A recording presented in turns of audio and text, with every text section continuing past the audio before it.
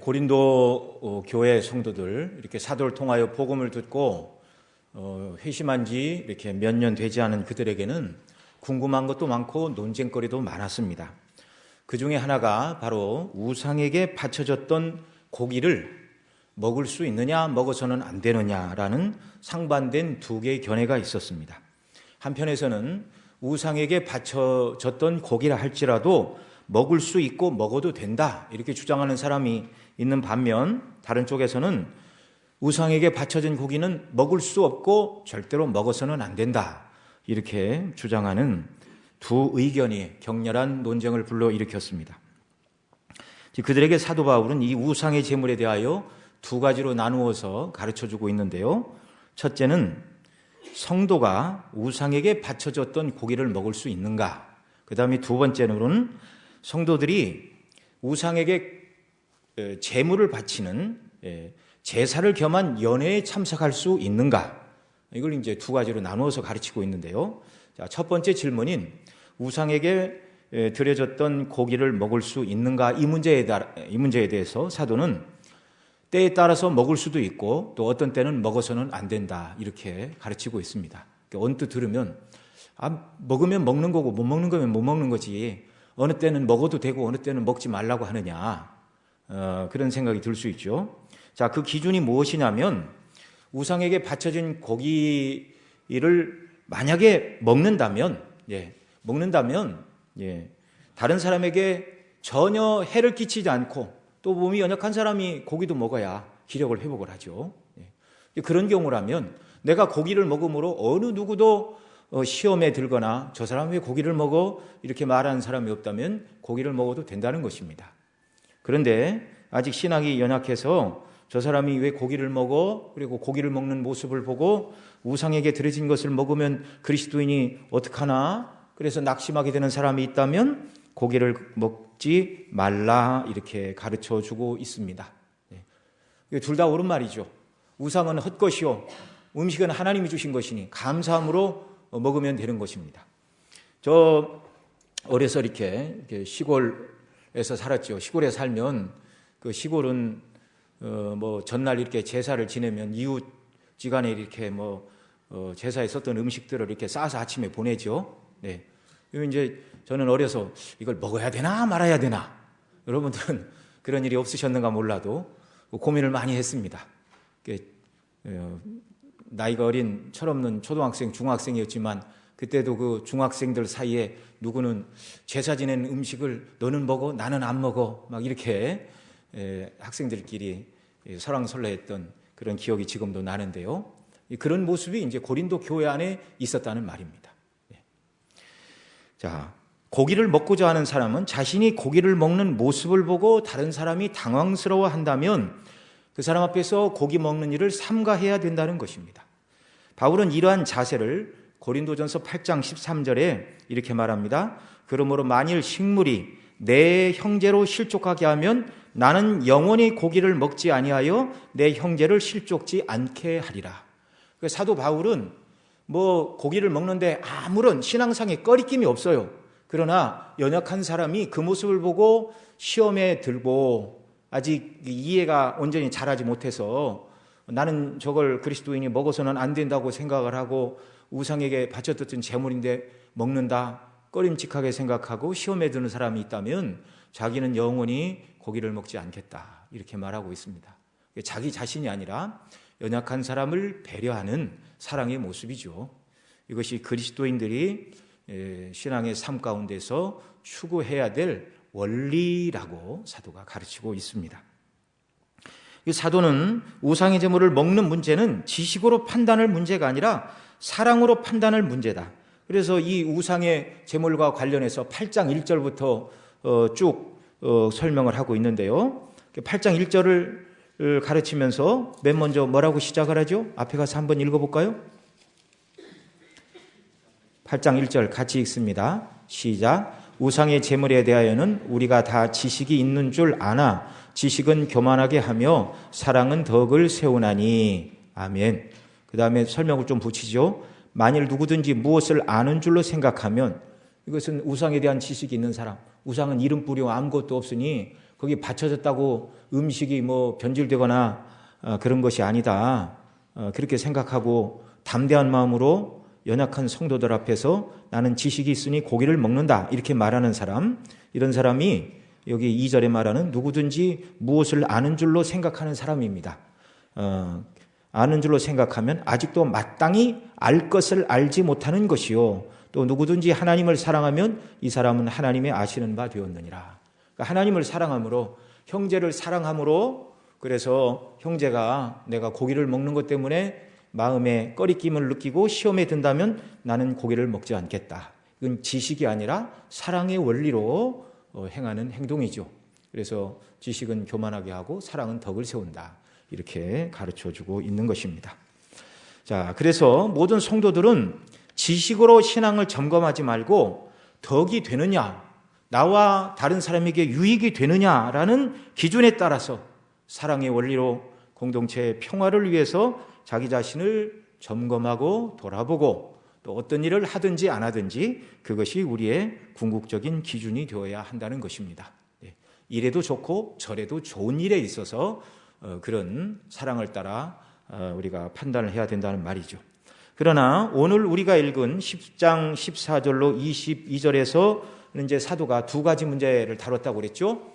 우상에게 바쳐진 제물을 먹을 수 있느냐 없느냐, 이것이 첫 번째. 어떤 때는 먹어도 되고 어떤 때는 먹으면 안 된다. 방금 말씀을 드렸습니다. 그 다음에 두 번째는 우상의 전각에 앉아 우상에게 제물을 드리는 연회에 그리스도인들이 참석할 수 있느냐 없느냐 나누어서 가르쳤는데요. 이 두 번째 문제에 대해서 사도는 단호하게 아니오라고 가르치고 있습니다.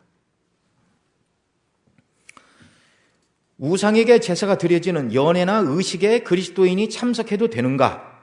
왜냐하면 그것은 당시 고린도 사람들의 생활 문화였습니다. 그것에 대해서 사도 바울은 아니다 이렇게 가르치고 있죠.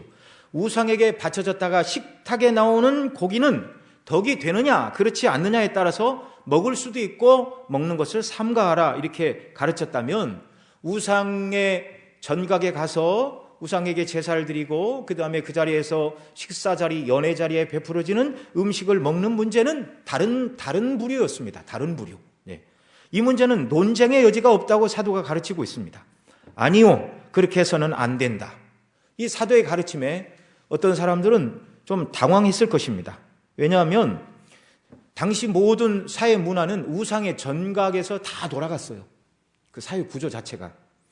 그래서 우상의 전각에서 연회를 베푸는 일들은 오늘날로 얘기하면 돌잔치, 환갑잔치, 칠순잔치, 친구들 모임 이런 걸 우리는 어느 식당이나 뷔페 이렇게 잡아서 하는데, 당시 사람들이 모여서 식사하는 곳은 우상의 전각이었다는 말입니다. 당시 헬라와 로마인들의 우상 숭배는 그들의 생활 전반에 흘러들어서 잔치, 오락, 그 다음에 정부의 직책을 임명하는 일들, 크고 작은 모든 행사가 바로 우상의 전각에서 이루어졌습니다. 고린도에 많은 신저들이 있었고 거기서 제사를 지내는 것은 가장 중요한 종교적인 행사임과 동시에 사회적인 모임이 거기서 있었고 가정적인 모임도 그곳에서 모였다는 것입니다. 그 시대 사람들이 이제 잔치에 사람들을 초대하는 초대장, 파피루스들이 오늘날 발견되는데요. 이런 내용들이 있습니다. 저는 당신이 주 세라피스 신전에 내일 9시부터 테이블에서 우리와 함께 식사하도록 요청합니다. 또 어떤 파피루스에는 저는 딸의 돌잔치에 잘 차려진 신전에서 9시부터 당신이 식사하도록 요청합니다. 오늘날 얘기하면 초청장을 돌린 겁니다. 네. 뷔페집이 아니라 신전에서 그런 일이 행해졌다는 말이죠. 말씀드린 대로 오늘날 뷔페나 식당에서 가질 만한 모임들이 당시 신전에서 먼저 그들이 믿고 따르던 신에게 제사를 드리고 그 다음에 이제 음식을 나누는 그런 형태로 진행이 되었다는 말이죠. 기본적인 사회 생활의 일부였다는 것입니다. 그러니 사도의 이 가르침, 우상의 전각에 앉아서 우상 숭배자가 아닐지라도 그들과 섞여 음식을 먹을 수 있느냐 없느냐라고 다투는 그들을 향하여 사도는 그것은 안 되는 일이다. 그리스도인이 그렇게 해서는 안 되는 일이다. 명백히 가르치고 있습니다. 이 편지를 받아본 고린도 교회 성도들은 좀 당황스러울 수도 있어요. 아니, 예수님 믿었다고 사회생활 하지 말라는 말인가? 우상 숭배자가 아니고 단지 잔치에 참석해서 먹을 뿐인데, 그들은 뭐 저라고 어쩔지는 몰라도 나는 뭐 구경만 할 사람인데 뭐 그것까지 못하게 하나? 예. 나름대로 여러 가지 이유 때문에 거기 참석해도 되지 않는가, 그런 정당성을 주장하는 사람이 있었을지 모르지만 사도 바울은 명백히 말합니다. 그래서는 안 된다. 그 이유를 이제 이 뒤에 설명을 하고 있죠. 똑같은 경우일지 아닐지는 모르지만 간혹 선거철이 되면 자기 입으로 기독교인이라고 분명히 얘기를 했는데 다른 종교 행사장의 맨 앞자리에 앉아서 예식을 따라하는 정치인들의 모습을 우리가 간혹 보게 됩니다. 물론 나는 뭐 다른 기독교인이고 다른 종교를 가지고 있지도 않고 그들이 믿는 신을 섬기지도 않지만 단순히 내가 다른 종교를 가진 사람들을 적대시하지 않는다는 걸 보여주고 그들의 표를 얻으러 내가 온 것이지 우상숭배에 참여하러 온 것은 아니라라고 말한다 할지라도 예수 그리스도를 믿고 바른 신앙을 고백하는 성도로서 그런 일이 합당한가? 네. 어떤 사람은 사도 바울이 사도로서 교회에 대하여 가지는 특별한 권위를 너무 과도하게 행사한 것이 아닌가? 그래서 군더더기에 불과한 새로운 규칙을 만들었다고 불평하는 사람이 있었을지도 모릅니다. 진리가 아닌 문제, 뭐 이래도 좋고 저래도 좋은 거, 이런 걸 이제 그런 논쟁들이 많이 있었어요. 교회사 속에서. 그런 걸 이제 중요하지 않은 것, 아디아포라라고 부릅니다. 네. 그건 뭘 그렇게 중요한 게 아닙니다. 중요한 게 아닙니다. 이래도 좋고 저래도 좋은 것들. 네. 그러나 우상의 전각에 앉아 우상 숭배자들의 잔치에 참여하여 음식을 먹고 마시는 이 문제는 이래도 좋고 저래도 좋은 것이 아닙니다. 그래서 사도가 오늘 14절에서 명백하게 말하죠. 이제 그 얘기를 쭉 하면서 14절에서 하는 말입니다. 그런즉 내 사랑하는 자들아, 우상 숭배하는 일을 피하라. 우상의 전각에서 앉아 먹고 마시는 일은 우상 숭배하는 일과 다를 바가 없다. 이게 사도의 견해입니다. 성령의 감동을 받아 가르치는 사도의 말씀이니 하나님의 말씀이고 주의 뜻입니다.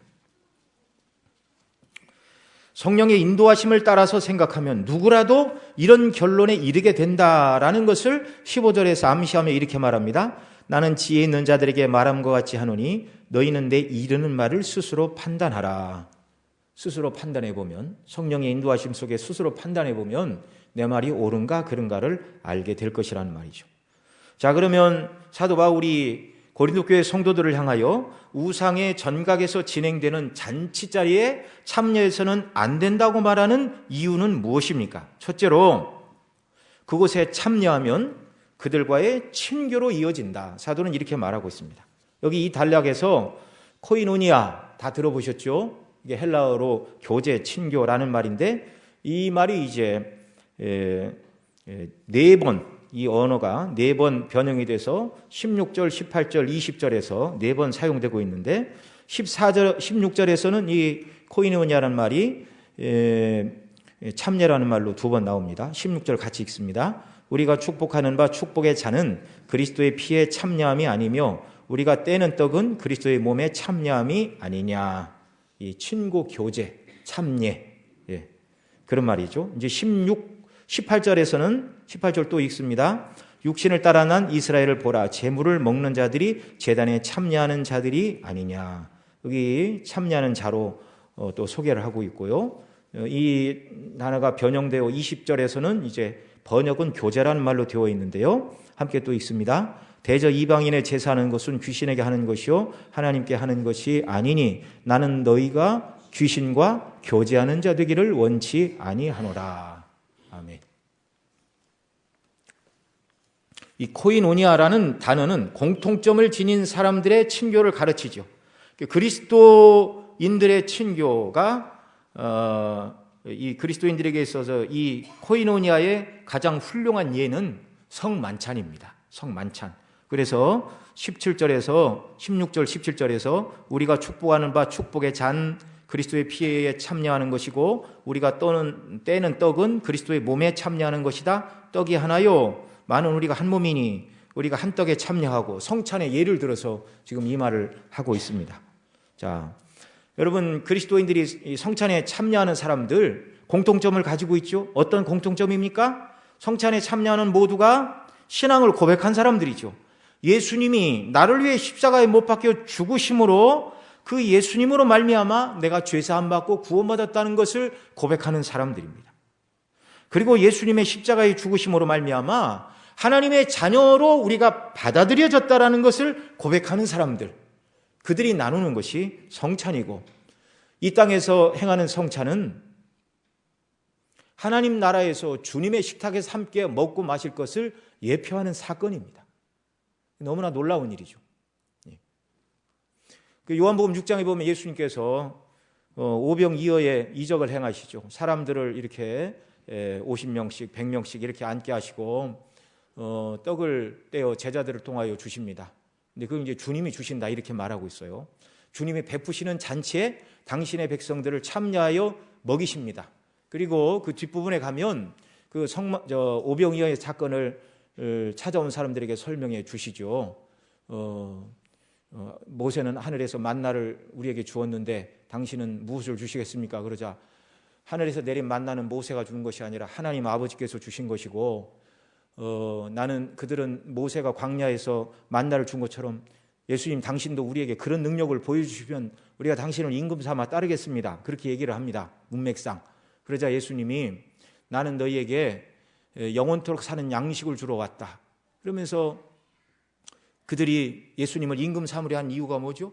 예수님이 물고기 2마리 떡 5개로 5,000명을 먹이고 12바구니를 남겼습니다. 그러니 예수님만 계시면 흉년이네 풍년이네 그런 얘기 할 필요도 없어요. 뭐 조금의 빵만 있으면 얼마든지 축사하시고 배부르게 먹이실 수 있습니다. 그분은 바람과 바다를 잔잔케 하신 능력의 창조주 아닙니까? 대적이 군사를 이끌고 와봐야 주님이 역사하시면 뭐 아무런 소용도 없는 일이에요. 그러니까 그들이 예수님을 임금 삼으려 합니다. 그래서 주님이 그들을 향하여 말씀하시죠. 너희가 표적을 본 것이 아니라 예수님이 메시아라는 표적을 보여주었는데 그 표적을 보고 예수님이 메시아요 우리를 죄에서 구원해 주시는 주님으로 깨달은 것이 아니라 육신의 양식을 해결해 주는 분으로 오해를 했어요. 그래서 예수님이 뭐라고 그러시냐면 썩을 양식을 위하여 일하지 말고 영생하도록 있는 양식을 위하여 하라. 그리고 바로 너희의 영생하도록 있는 양식이 나다.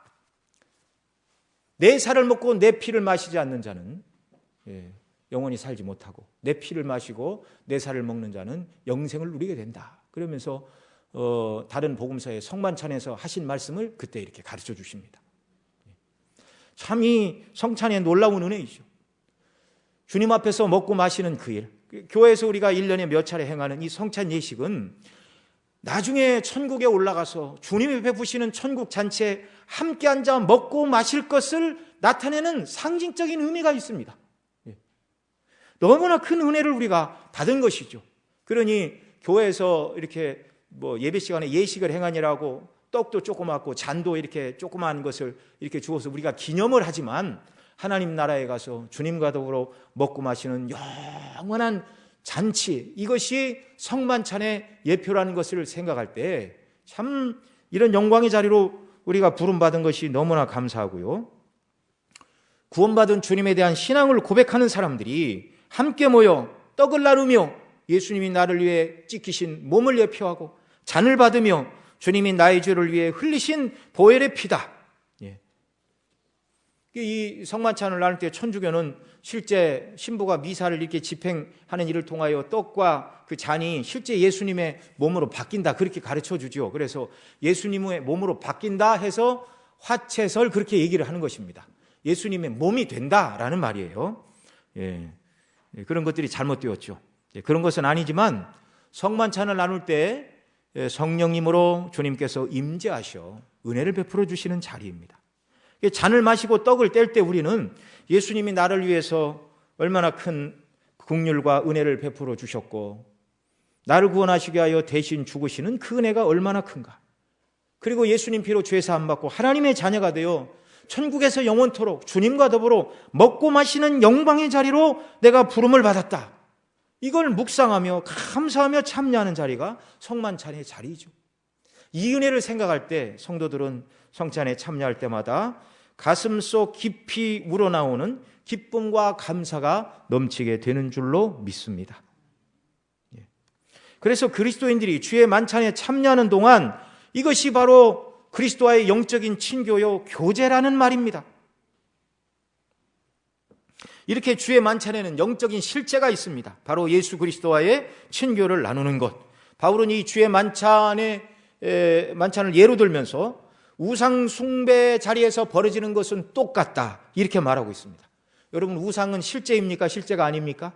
실제가 아니죠. 예를 들어서 그들이 섬겼던 제우스 신, 그리스와 헬라와 로마에서 부르는 이름이 달랐죠.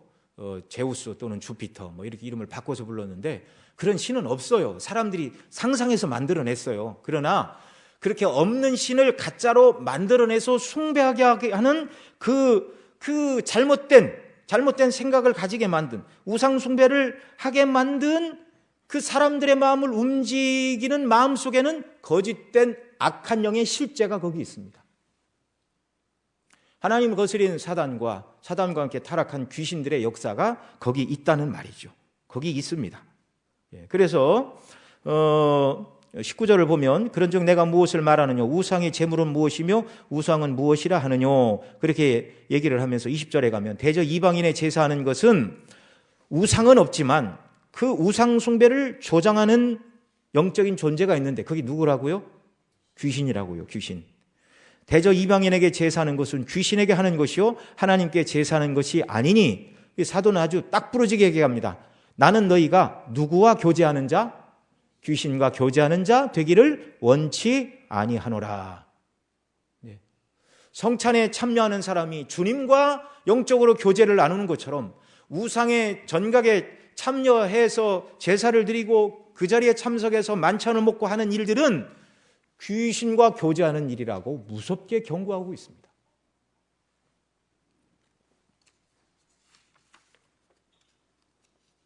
그리스도의 피로 구원함을 받고 주님과 교제하는 성찬의 자리에 참여하는 성도가 이방인들이 우상의 가면을 쓰고 있는 귀신과 교제하는 자리에 참여할 수 없는 것은 너무나 당연한 것이죠.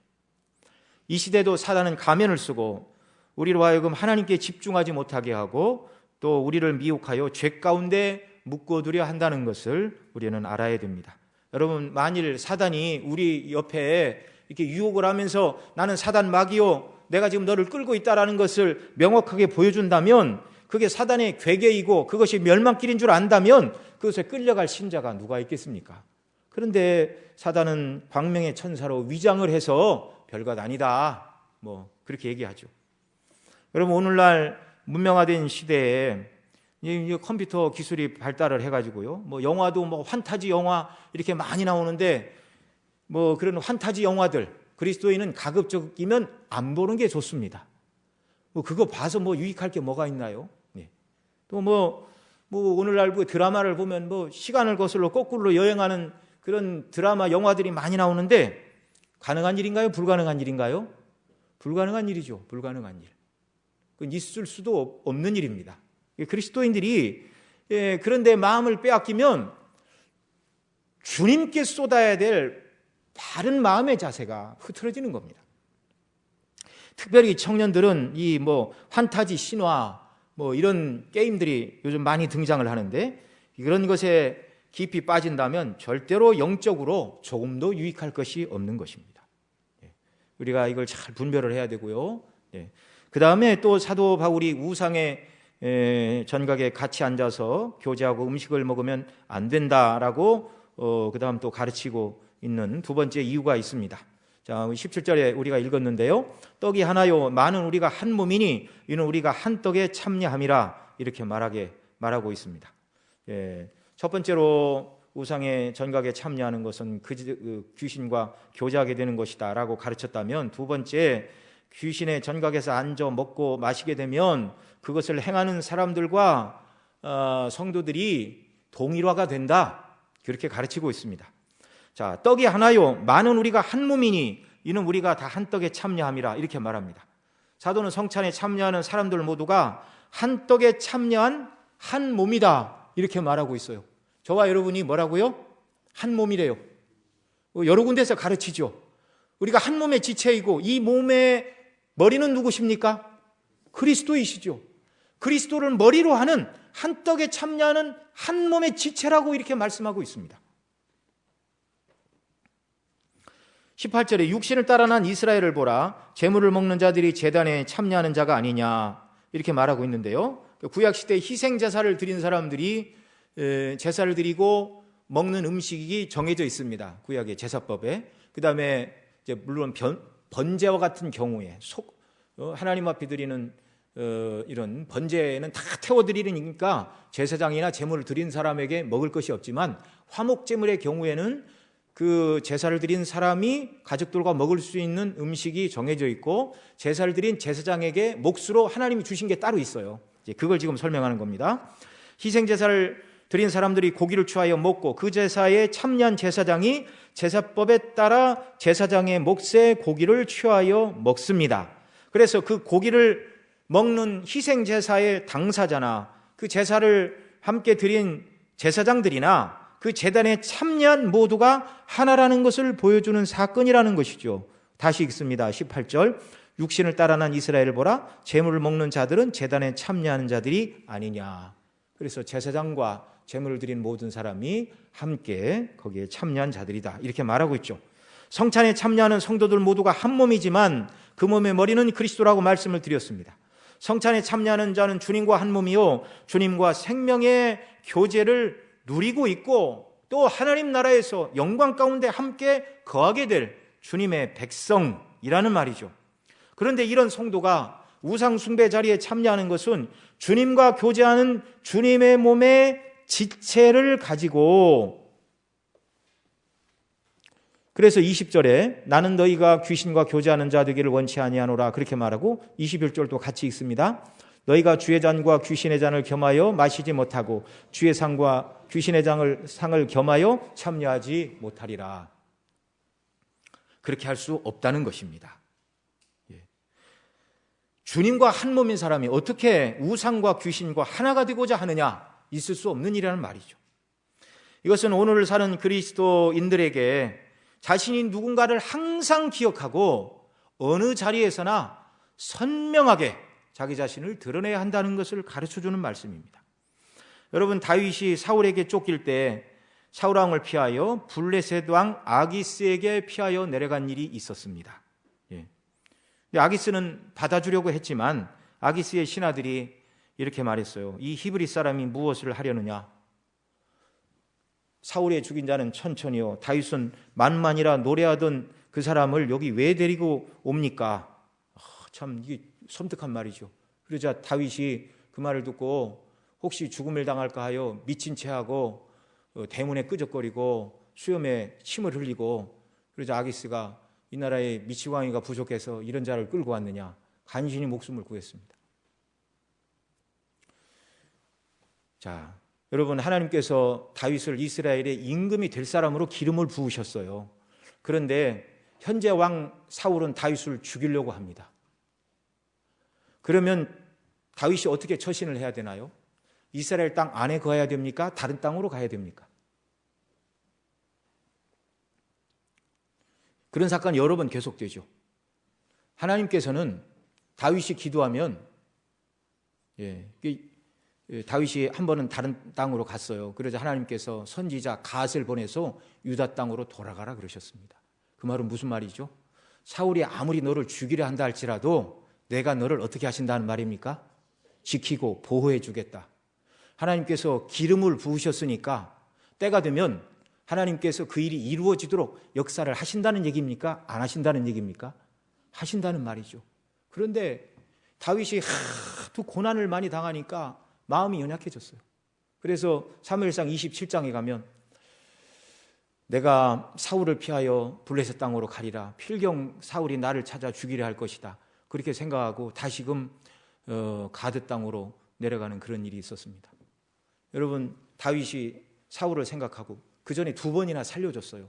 자기를 죽이러 왔을 때 피하여 동굴에 있을 때 사울의 옷자락을 베었습니다. 그리고 사울이 나간 다음에 왕이시여 어찌하여 나를 죽이려 하십니까? 당신을 죽일 기회가 있었지만 내가 당신의 옷자락을 베었습니다. 마음이 아픕니다. 그러자 사울이 네가 옳다, 내가 잘못했다, 다시는 안 죽일게. 그리고 갔어요. 그리고 시간이 얼마 흘러서 사울이 이제 10이라는 마을에 살고 있는데 이 10 사람들이 사울에게 일러 바쳤어요. 다윗이 우리 마을에 있습니다. 그러자 너를 죽이지 않겠다 말했던 사울이 3,000명을 데리고 또 다윗을 잡으러 왔습니다. 이때 피하여 갔고 또 그 밤에 사울이 이렇게 들에서 잠을 잘 때 아마사랑 이렇게 같이 가가지고 사울의 물병을 가지고 옵니다. 그리고 또 멀리 떨어져 가지고 또 얘기를 하죠. 그때도 사울이 다시는 내가 너를 쫓지 않을 것이다. 내가 잘못했다. 네가 의롭다. 그 사건 다음에 다윗이 사울이 나를 죽일 것인데 내가 블레셋 땅으로 피하리라 이렇게 생각을 했습니다. 자, 사울이 2번이나 나를 안 죽이겠다 약속을 했지만 틀림없이 기회가 되면 나를 죽이러 올 것이다 라고 다윗이 사울에 대하여 생각한 것은 옳습니까? 옳지 않습니까? 옳아요. 틀림없이 기회가 되면 2번씩이나 목숨을 살려줬지만 사울은 다윗의 목숨을 찾으러 반드시 옵니다. 네, 은혜 받지 못한 사람이라. 그럼 그런 환경이라면 다윗은 여전히 그런 위험함에도 불구하고 이스라엘 땅에 있어야 됩니까? 블레셋 땅으로 피해야 됩니까? 이스라엘 땅에 있어야죠. 하나님 그렇게 약속하시고 말씀하셨잖아요. 이스라엘 땅으로 돌아가라. 이스라엘 땅으로 돌아가라. 하나님의 백성들은 환경과 형편이 어려워도 어디에 발을 딛고 살아가야 하는지, 이걸 우리가 잘 생각을 해야 돼요. 여러분, 때때로 우리가 예수님 믿고 믿음을 지키기 위하여 살아가다 보면 세상 사람들은 우리를 멸시합니다. 저런 믿음을 갖고 살아간다고 멸시하고, 또 믿음을 지키려고 해도 믿음을 지키며 살아가도 아이고 참 저 사람은 이상한 사람이 이렇게 얘기를 하고, 믿음을 포기하고 자기들을 따라가면 그러면 그렇지 별 볼 일 없는 사람이네 또 멸시합니다. 절대 그리스도인은 믿지 않는 사람들 세계에서 존중의 여김을 받으리라는 생각은 아예 해서는 안 되는 것입니다. 여기 사도 바울이 당시 우상의 전각에 앉아 먹고 마시는 것은 사회생활이라고 문화생활이라고 말씀을 드렸죠. 이런 것을 포기하는 것은 세상에 대한 야망을 가지고 있는 사람들은 쉽게 할 수 없는 일입니다.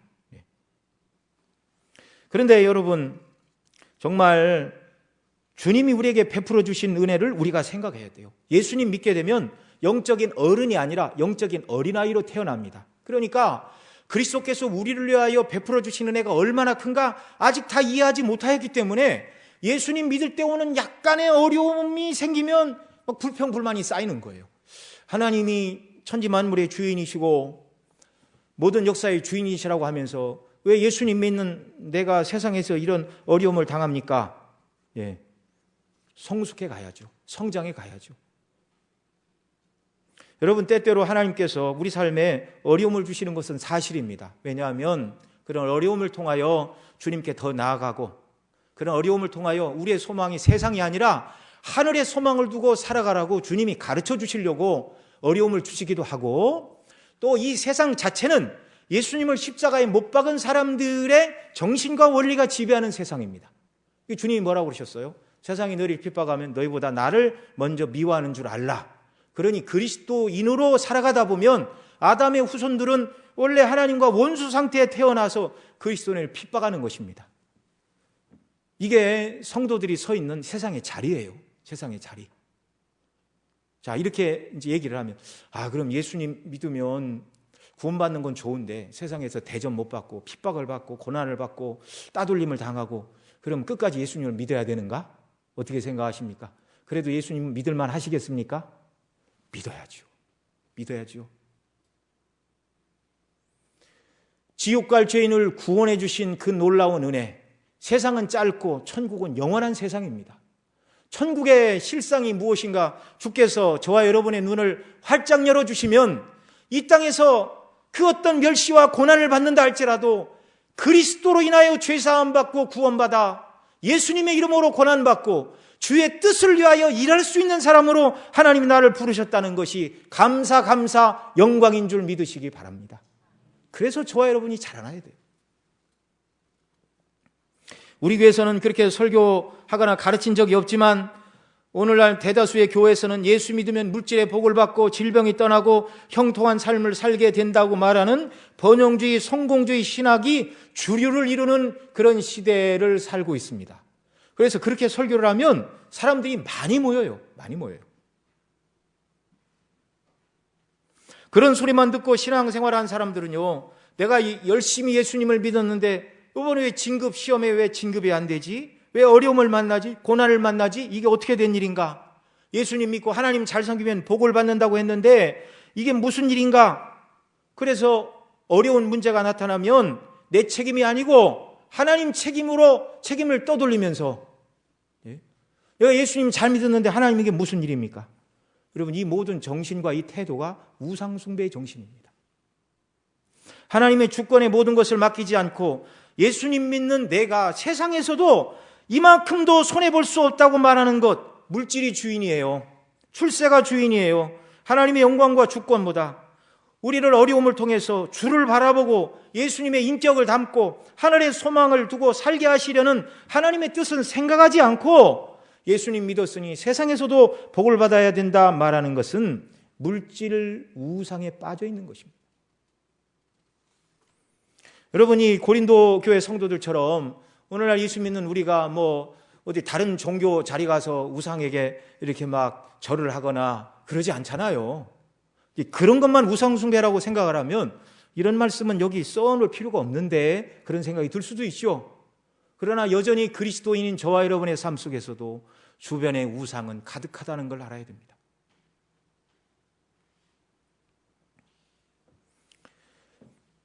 성경에서는 복음과 함께 고난을 받으라고 가르치고 있습니다. 복음대로 살면 핍박이고 어려움이고 고난이에요. 여러분, 성경은 예수님 믿는 자들에게 세상 복을 넘치게 줄 것이라고 약속하고 있는 것이 한 곳도 없습니다. 굳이 신약 성경에서 믿는 자들에게 복을 주신다는 구절을 찾고 찾으면 여기 한 군데 찾을 수 있어요. 마가복음 10장 28절인데 제가 읽어드리겠습니다. 베드로가 여짜오되 가로되 보소서 우리가 모든 것을 버리고 주를 쫓았나이다.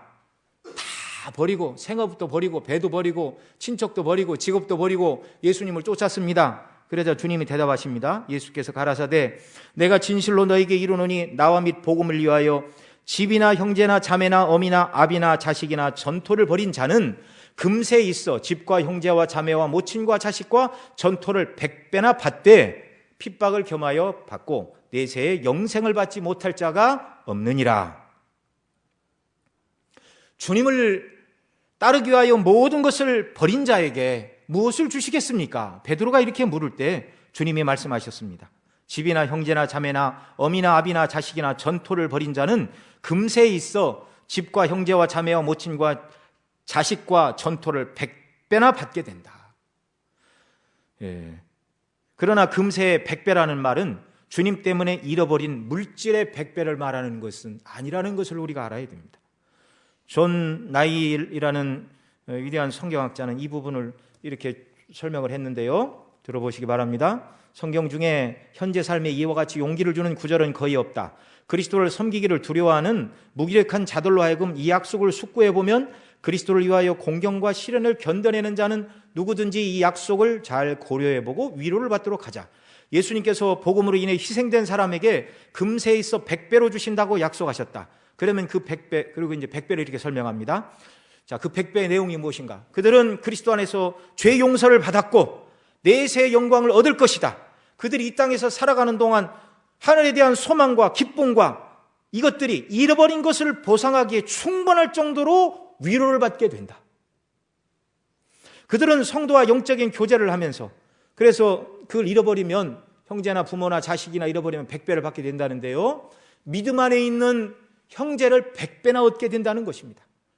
같은 믿음을 위하여 고난을 받은 형제들을 그리스도 안에서 한 가족으로 얻게 된다는 말이죠. 그래서 믿음을 지키며 살아갔던 다른 사람들을 보면 서로 위로가 되고 하늘에 대한 소망이 자라나게 되고, 그렇게 살다 먼저 천국에 간 하늘의 믿음의 영웅들을 바라보게 될 때 또한 성도들이 용기를 얻는 것입니다. 그들은 성도들과 영적인 교제를 하면서 회심하기 전보다 새 친구들, 새 친척, 새 동료들을 더 많이 얻어 사랑하게 될 것입니다. 그들이 하나님의 가족으로 받아들여질 때 이 세상에서 배척된 데 충분한 보상을 믿음 안에서 받게 될 것이다. 대부분의 사람들에게 아주 놀랍고 거짓말처럼 들릴지 모른다. 그러나 수많은 사람들은 경험을 통해서 그것이 사실임을 알고 있다.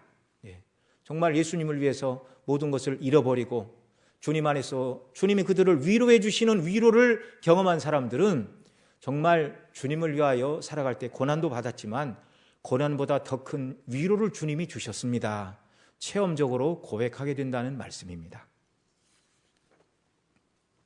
그러면서 주님이 하신 말씀의 핵심은 이거죠. 내세 영생을 받지 못할 자가 없느니라. 여러분, 이것보다 더 큰 복락이 없음을 믿으시기 바랍니다. 이 땅에서도 주님이 우리를 지키시고 주님이 주시는 평안으로 우리가 이 땅을 살아갈 뿐만 아니라 영원한 영광의 나라, 참 하나님은 놀라우신 분입니다. 하나님은 영원하신 분입니다. 그 영원하신 하나님이 저와 여러분을 그리스도 안에서 구원하시고 천국에서 영원토록 사는 존재로 만들어주셨어요. 어떤 사람은, 여러분 이제 명절 지난 지 얼마 안 되는데 이 땅에서는 명절, 밝은 명자를 쓰죠. 밝은 절기, 기쁘고 즐거운 날들이다, 그런 뜻입니다. 근데 여러분, 이 땅의 명절은 얼마나 즐겁습니까? 요즘은 이제 남성들도 많이 집안일을 도와주고 그러기 때문에 오늘날도 옛날처럼 뭐 음식 갖고 와라 뭐 갖고 와라 그랬다가는 명절 끝나고 집안에 불상사가 나는 줄로 압니다. 강 큰 사람이죠. 그렇게 하면 이사할 때 누가 그러대요? 강아지 꼭 붙들고 있어야 된다고. 개는 잘 데려가니까. 운이라고 하는 얘기지만 명절이 그렇게 즐겁지 않아요. 어떤 집안은 명절에 형제들끼리 모여서 막 이렇게 아침 잘 먹고 이제 싸우기 시작합니다. 어렸을 때 뭐 형이 어떻게 했네, 아버지가 형한테만 뭐 해줬네 안 해줬네 그러고. 아이들은 즐겁죠. 새 옷 입고 세뱃돈 받고 공부 안 해도 뭐라고 안 하고, 뭐 1년 12달 명절이면 좋겠죠. 그럼 명절 지내다가 이제 다 거제가 됩니다. 명절은 잠깐이에요. 그냥 지나가는 거예요. 그런데 그리스도인의 참 명절은 어린 양의 혼인잔치인 줄 믿으시기 바랍니다. 이 세상의 명절은 잠깐이지만 하나님 나라의 잔치는 그 시작은 있지만 끝이 없는 영원한 영광의 나라. 그러니까 이 세상을 떠난 사람들, 자기 일을 그치고 쉬리니 그렇게 말씀하잖아요. 더 이상 일하지 않는 세상의 명절과 비교할 수 없는, 누군가는 맛있게 먹으면 누군가는 열심히 만들어야 되는 그런 고통의 나라가 아니라 친히 하나님이 모든 것을 예비해 놓으신 영광의 잔치에 영원토록 참여할 사람이 저와 여러분인데, 여러분 세상 명절은 며칠 지나면 시들하잖아요. 기름기 뭐 있는 음식 먹으면 느끼해서 이제 라면 찾습니다. 한 3일 지나면. 그러나 하나님 나라는 처음에 그 즐거운 영광이 가면 갈수록 영광이 사그러들까요? 유지가 될까요? 상승이 될까요? 상승이 되는 줄 믿으시기 바랍니다. 그 영광이 어느토록 영원토록 계속되는 영광의 나라. 사실은 저와 여러분이 지옥에서, 나지도 목사님 얘기하셨죠? 불에 타지 않을 몸을 입고 부활하여 지옥에 떨어져야 마땅한 자들이었는데, 주님의 대속의 은혜로 말미암아 예수님이 부활 때 입으셨던 영광의 몸을 입고 영원토록 천국에서 영광을 누리는 자, 하나님의 예비하신, 주님이 준비하신 그 영광의 잔치의 자리에 참석해서 먹고 마시며 위로를 받으며 살게 될 그 영광의 나라. 이보다 더한 존귀와 이보다 더한 영광과 이보다 더 큰 은혜가 어디 있습니까? 이 은혜에 비추어서 그리스도인이 이 땅을 사는 것입니다. 그 나라의 가치관에 비추어서 이 땅을 살아갈 때 하나님께 영광이 되지 않는다, 덕이 되지 않는다 그러면 우리가 시간상 물질상 손해를 감수하며 살아가는 것이 성숙한 그리스도인의 삶이라는 것입니다. 사랑하시는 성도 여러분, 우리 교회 성도님 중에 한 분도 예수님 믿었더니 왜 빨리 복을 못 받고 물질의 복을 안 주시고 하나님 나를 버리셨습니까? 이렇게 기도하는 분은 한 분도 없기를 바랍니다. 물론 하나님께서 우리 삶에 여러 가지 면에서 은혜를 주시고 앞으로도 주실 줄 믿습니다. 그러나 고난과 어려움을 주신다면 그것 또한 그리스도 안에서 의미가 있는 일이요, 그런 어려움들을 가지고 주님께 나아갈 때 더 큰 것을 예비하신 것을 믿으시기 바랍니다. 주님의 이름에 합당한 일을 행하는 것. 그래서 오늘날도 눈에 보이는 우상은 없다 할지라도 하나님보다 물질이나 명예나 권세나 세상을 더 사랑하는 이런 마음들을 우리가 버려야 됩니다. 그 과정이 성화의 과정이고, 주님보다 귀한 것은 없네 라는 그 노래가 저와 여러분의 신앙의 고백이 되고 주께 영광을 돌리는 복된 저와 여러분의 삶이 되시기를 바랍니다. 기도하시겠습니다. 사랑하시는 아버지 하나님, 사도는 고린도 교회 성도들에게 우상 숭배하는 일을 피하라고 가르쳤는데 오늘 우리도 똑같습니다. 하나님보다 더 사랑하는 일들을 내어버리게 하시고, 왜냐하면 우리가 얼마나 큰 은혜와 사랑과 긍휼을 입었는지 깨달아 알게 해주시고, 그것에 비추어 정말 하나님보다 가치 없는 것들을 더 추구하거나 그것에 마음을 쏟는 어리석은 자리로 떨어지지 않도록 긍휼을 베풀어 주옵소서. 한 주간 하나님의 말씀 붙들고 믿음으로 살게 하시고 주께 영광을 돌리는 저희들 되게 하여 주옵소서. 우리 구주 예수님의 이름으로 기도드리옵나이다. 아멘.